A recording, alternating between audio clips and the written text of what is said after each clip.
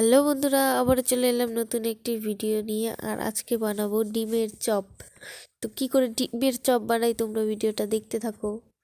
তো ডিমের চপ করার জন্য আগে আলুর তরকারিটা করে রেখে দিয়েছি, ডিমগুলোও সিদ্ধ করে রেখে দিয়েছি। এখন সব রেডি করে নিয়েছি।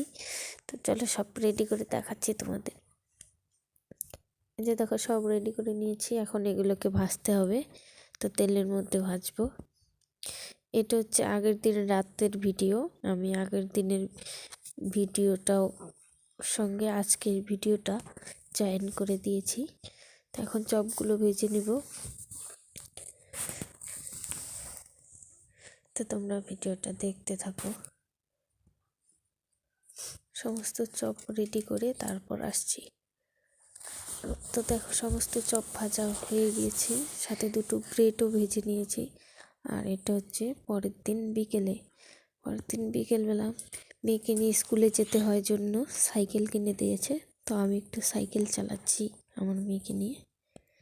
আর তারপরে রাতে তৈরি করছি মোমো। তো এখন মোমোগুলো রেডি করে নিচ্ছি।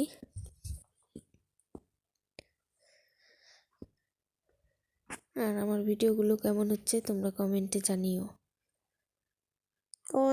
জানাও।